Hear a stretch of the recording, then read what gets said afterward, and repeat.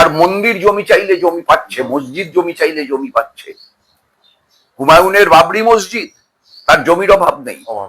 মমতা ব্যানার্জির মহাকাল মন্দির, তার জমির অভাব নেই। জগন্নাথ মন্দির, জমির অভাব নেই। দুর্গাঙ্গজ, জমির অভাব নেই। শিল্প গড়তে জমির অভাব, হাসপাতাল গড়তে জমির অভাব, বিশ্ববিদ্যালয় গড়তে জমির অভাব। কেন? মানুষ জবাব চাইতে। সামনেই বিধানসভা নির্বাচন আমাদের এই রাজ্যে, আর সেই বিষয় নিয়ে আমি কথা বলতে এসেছি সিপিআইএম এর প্রাক্তন বিধায়ক এবং সিপিআইএম এর বর্ষিয়ান নেতা মাননীয় তন্ময় ভট্টাচার্যের সঙ্গে। তো তন্ময়দা, প্রথমেই আমার আপনাকে প্রশ্ন হচ্ছে যে প্রতিটা নির্বাচনেই যে কোনো রাজনৈতিক দলের কাছে খুবই গুরুত্বপূর্ণ। তো এই বছরের রাজনীতি, এই বছরের নির্বাচনটা কি সিপিএম এর কাছে বিশেষ গুরুত্বপূর্ণ বলে মনে হচ্ছে? অবশ্যই গুরুত্বপূর্ণ এই জন্য যে আমাদের রাজ্যে গত 15 বছর ধরে কার্যত একটা জঙ্গলের শাসন, কার্যত একটা নৈরাজ্য, কার্যত সমস্ত বিষয়ে নতুন নতুন ফর্ম আবিষ্কার করে দুর্নীতি সংগঠিত করা, শিক্ষার 12টা বাজিয়ে দেওয়া, কাজের সমস্ত সম্ভাবনাকে কুঠারাঘাতে ছিন্ন ভিন্ন করে দেওয়া, নারীদের উপর নির্যাতনকে চূড়ান্ততম মাত্রায় নিয়ে যাওয়া। আর দিল্লিতে গত 14 বছর ধরে যে সরকার বিরাজমান, 12 বছর ধরে, সেই সরকারের সংগঠিত উদ্যোগে কার্যত আমাদের দেশকে প্রতিদিন ধর্ম জাতপাতের নামে বিভাজন করে আমেরিকার দাসানুদাসে পরিণত করা। ভারতবর্ষের স্বাধীনতা, ভারতবর্ষের সার্বভৌমত্ব প্রশ্নের মুখে। রাশিয়ার থেকে তেল কিনবার জন্য আমেরিকার থেকে পারমিশন নিতে হচ্ছে ভারতবর্ষকে, যে ভারতবর্ষ জোট নিরপেক্ষ আন্দোলনের নেতা ছিল। এর চাইতে দুরবস্থা আর কি হতে পারে? সুতরাং সব দিক দিয়েই এই রাজ্য বিধানসভার নির্বাচন ভবিষ্যতের দেশ গঠনের ক্ষেত্রে এবং আগামীতে রাজ্য গঠনের ক্ষেত্রে অতীব গুরুত্বপূর্ণ। তো সেই জায়গায় দাঁড়িয়ে সিপিএম যে এখন শূন্য, সংখ্যার নিরিখে বিধানসভায় বলুন লোকসভায় বলুন সিপিএম শূন্য, তো সেখান থেকে কিভাবে ঘুরে দাঁড়াবে বলে মনে হচ্ছে? প্রথম কথা হচ্ছে, লোকসভায় সিপিএম শূন্য না।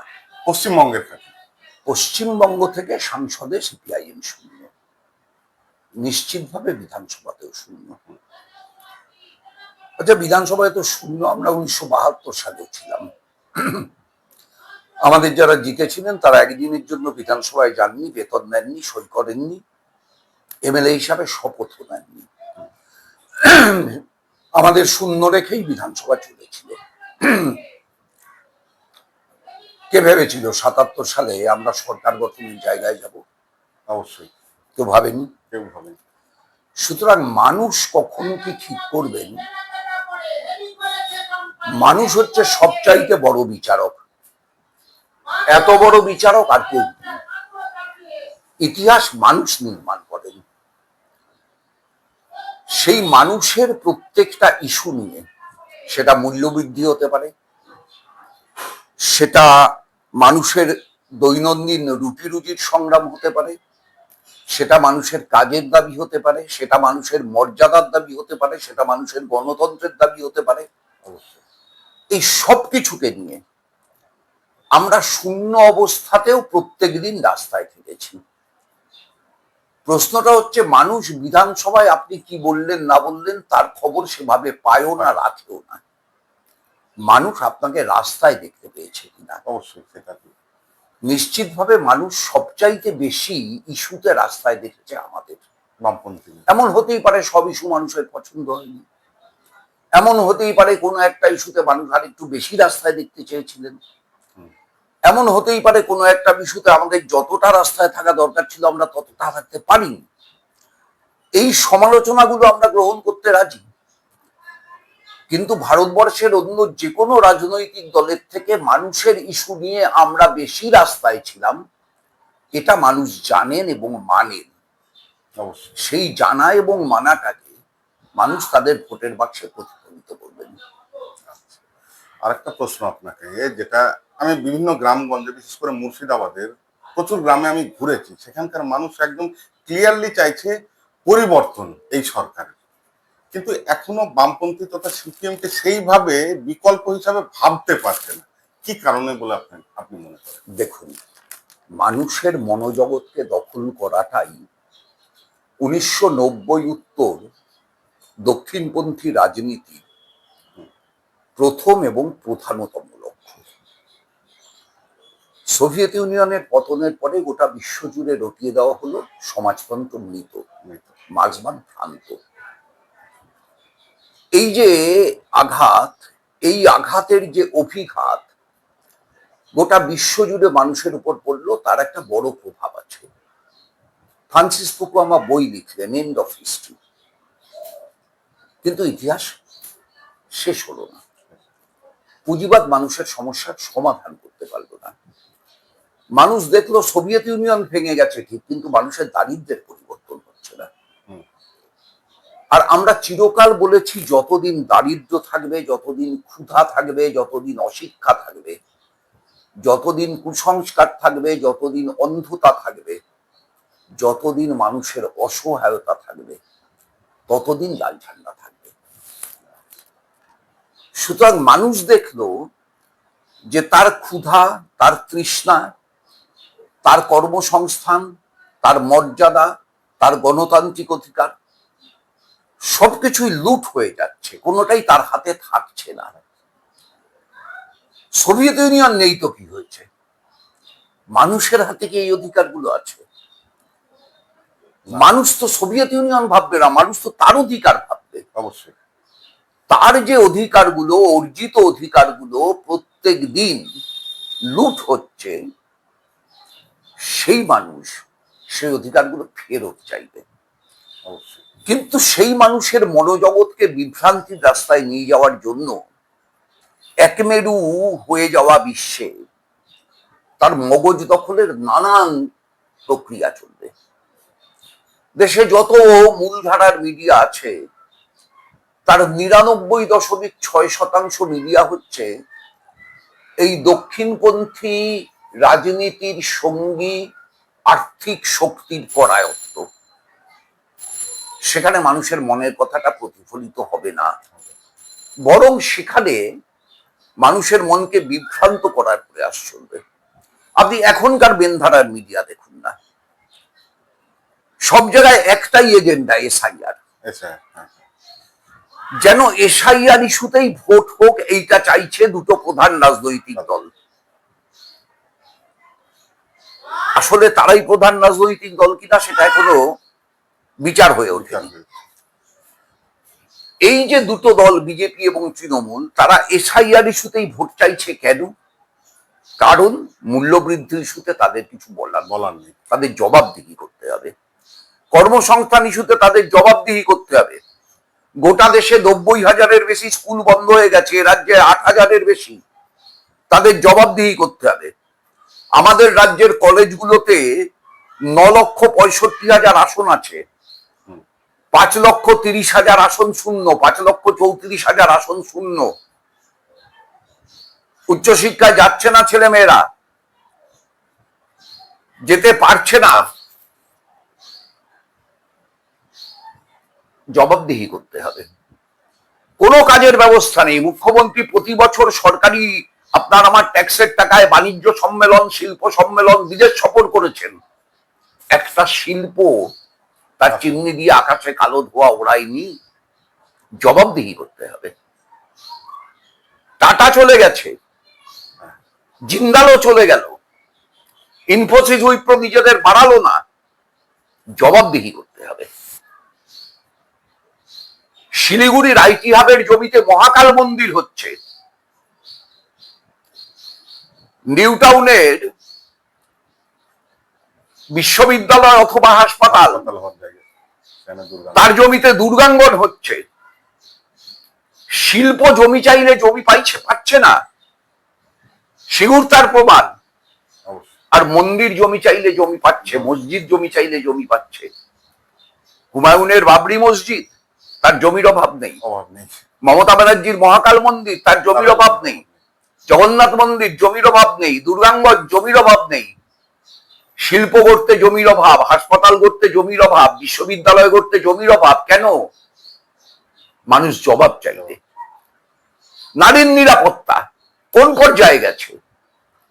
হাঁসখালির যে ঘটনায় 2022 সালে মুখ্যমন্ত্রী বলেছিলেন মেয়েটি প্রেগন্যান্ট ছিল, মেয়েটির লাভ অ্যাফেয়ার ছিল, তৃণমূলের কেউ জড়িত নয়। 2025 ডিসেম্বরে সেই মামলার রায়ে তৃণমূলের পঞ্চায়েত সদস্যের 5 বছর জেল হয়েছে, পঞ্চায়েত সদস্যের ছেলে এবং আরো দুজনের যাবজ্জীবন কারাদণ্ড হয়েছে। মুখ্যমন্ত্রীকে জবাব দিতে হবে। আজও কামদুনির অপরাধীরা শাস্তি পায়নি, মুখ্যমন্ত্রীকে জবাব দিতে হবে। তাহলে এই যে মুখ্যমন্ত্রীকে জবাব দিতে হবে যে ইস্যুগুলো উঠলে, একইভাবে সিবিআই নিয়ে নিল সারদার তদন্ত, কেন্দ্রীয় সরকারকে জবাব দিতে হবে। 26,000 চাকরি চলে গেল, কেউ শাস্তি পেল না, কেন্দ্রীয় সরকারকে জবাব দিতে হবে। সবার উপরে আরজিকর, এত বড় একটা ঘটনা যা গোটা বিশ্বকে নাড়িয়ে দিল, সেই ঘটনাকে কেন্দ্র করে রাজ্য সরকার, কেন্দ্র সরকার অপরাধীদের ধামাচাপা দিল। আর অপরাধীদের বাঁচানোর জন্য তার পুরস্কার পেল মানেকা গুরুস্বামী, রাজ্যসভার সাংসদ নির্বাচিত হয়ে, যার গোটা জীবনটা কেটেছে আরএসএস এর ছত্রছায়ায়। সে হলো তৃণমূল কংগ্রেসের এমপি। তৃণমূল কংগ্রেসের ভেতরে যে ধর্মনিরপেক্ষ শক্তি, তারাও তো জবাব চাইবে। অবশ্যই। আর প্রার্থী খুঁজে পাওয়া গেল না। স্লোগান হচ্ছে বাংলা বাঁচাও, বাংলা বাঁচাও। আর রাজ্যসভার প্রার্থী তালিকা দেখুন, কোয়েল মল্লিক অবাঙালি ঘরের বউ, মানেকা গুরুস্বামী অবাঙালি, অবাঙালি, রাজীব কুমার অবাঙালি, বাবুল সুপ্রিয় বাংলা গান গান ঠিকই, কিন্তু বাংলায় তার শুরু না, বোম্বেই থাকেন, বোম্বেতে থাকেন। তাহলে এই যে বাংলা বাঁচাও, বাংলা বাঁচাও, বাঙালির আত্মমর্যাদা, আর বেছে বেছে অবাঙালিদেরকে নানান স্বার্থে পার্লামেন্টে পাঠানো। আমরা কোনো প্রাদেশিকতার রাজনীতি করি না, আমরা বলছি এদেরকে পাঠিয়েছেন তাতে কোনো আপত্তি নেই, খালি বাঙালি বাঙালি করে স্লোগানটা বন্ধ করুন। এদেরকে পাঠানোয় আমাদের আপত্তি না, আপনি পাঠাবেন এদের আর স্লোগান দেবেন বাঙালি, এ দুটো একসাথে চলতে পারে না। অবশ্যই। এবারে তন্ময়দা আপনার কাছে একটা প্রশ্ন, আমরা মোবাইল খুললেই বা টিভি খুললেই, ডিজিটাল মিডিয়া হোক বা মেইন স্ট্রিম মিডিয়া হোক, আপনি বলুন, শতরূপ, দীপশিতা, মীনাক্ষী, এরা সব সময় ছেয়ে আছে, মানুষের মানে মনের মধ্যে ঢুকে গেছে, কিন্তু তার প্রতিফলন ভোট বাক্সে কেন পড়ছে না? আপনারা বক্তা হিসেবে এত জনপ্রিয়, ব্যক্তি হিসাবে জনপ্রিয়, কিন্তু তার প্রতিফলন কিন্তু ভোটের বাক্সে ভোটটা হলো কই? ভোটটা হলে তো ভোটে লোকসভা ভোট তো হলো। প্রথম কথা হচ্ছে সেখানে তো কোনো রকম সমস্যা হয়। লোকসভা ভোটে আপনি দেখবেন আমাদের 2019 থেকে 2021 থেকে ভোট অনেক বেড়েছে, অনেক বেড়েছে, অবশ্যই বেড়েছে।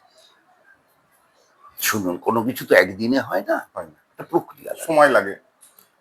1998-তে তৃণমূল দল তৈরি করে মমতা ব্যানার্জিকে ক্ষমতায় আসতে 2011 অব্দি অপেক্ষা করতে হয়েছিল, এবং একা একা ক্ষমতায় আসেননি। কংগ্রেসকে সঙ্গে নিয়ে, এসইউসি কে সঙ্গে নিয়ে, পিডিএস কে সঙ্গে নিয়ে, মাওবাদীকে সঙ্গে নিয়ে, পরোক্ষে বিজেপিকে সঙ্গে নিয়ে, সমস্ত দক্ষিণপন্থী প্রতিক্রিয়াশীল শক্তিকে একজোট করে, উগ্র বামপন্থীদের একজোট করে তারপর তিনি ক্ষমতায় এসেছেন। আমরা তো সে রাস্তায় যাইনি। আমাদের বামপন্থী বামফ্রন্ট ছিল, আছে, থাকবে, তার সঙ্গে ধর্মনিরপেক্ষ আইএসএ, তারা মিলে আমরা লড়ব। আমরা ওই সংকীর্ণ স্বার্থে অনেকে যেমন স্লোগান দিচ্ছেন, আর কি খারাপ হবে, বিজেপিকে সঙ্গে নিয়ে তৃণমূলকে হটানো উচিত, বা অন্য কেউ কেউ আমাদের পরামর্শ দিচ্ছেন বিজেপি সবচাইতে বড় বিপদ, তৃণমূলকে সঙ্গে নিয়ে বিজেপিকে বিচ্ছিন্ন করাটাই প্রথম কাজ। আমরা এই কোনো ভুলেই পা দিইনি।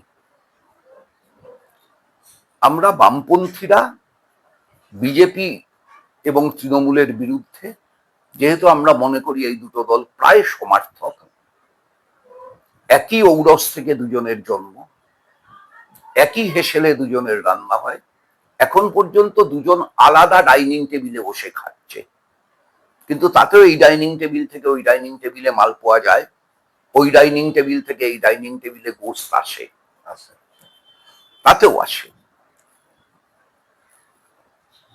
নীতিন গডকরির ছেলের কোম্পানি গোমাংস রপ্তানির কাজে 1 নম্বর জায়গায় পৌঁছে যায়, আর অন্ধ ভক্তরা গোমাতা গোমাতা বলে চিৎকার করে কি বলে আমাদের আফরাজকে খুন করে। আফরাজই তো নাম ওর। আফরাজুল। তাকে খুন করে।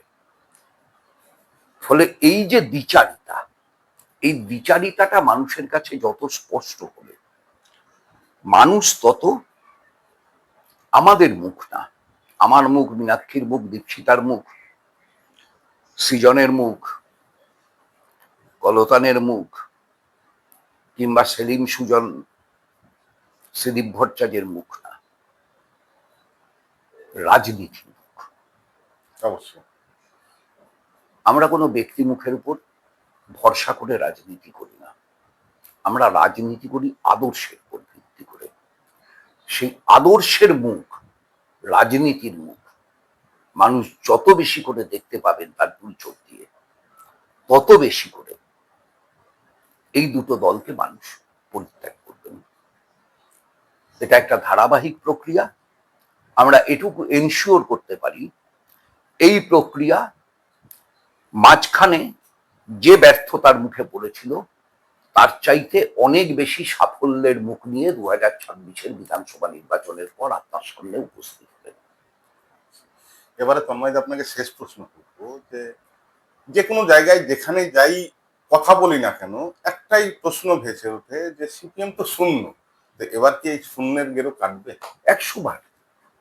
কতটা সিট আশা করছেন? ওরম না, আমরা রাজনীতিতে জ্যোতিষ চর্চা করি না, এবং আমরা যদি ধরুন শূন্যও থাকি, ধরুন আমার গত লোকসভায় ভোট ছিল আমাদের কংগ্রেসের যৌথভাবে 12%-এর কাছে, এবার কংগ্রেস আমাদের সাথে নেই, আচ্ছা ধরুন আমরা শূন্য থাকলাম, আমাদের ভোট বেড়ে 22% হলো, কিংবা আমরা আপনাদের কথা মতো 10টা আসন জিতলাম বা 15টা আসন জিতলাম বা 40টা আসন জিতলাম, আমাদের ভোট 11% হলো। ওই বিজেপি যেমন বিহারে 19% ভোট পেয়ে 100টা আসন পেয়েছে। অনেক বেশি আমরা বলছি আমরা 19% ভোট পেয়ে 100টা আসন পাওয়ার চাইতে 20% ভোট পেয়ে 0টা আসন পাওয়াকে প্রেফার করব। আমার কাছে প্রেফারেন্স হচ্ছে মানুষের সমর্থন, 4টে এমএলএ না, কারণ আমি বিশ্বাস করি মানুষ ইতিহাস রচনা করেন। অনেক অনেক ধন্যবাদ। ভালো থাকবেন।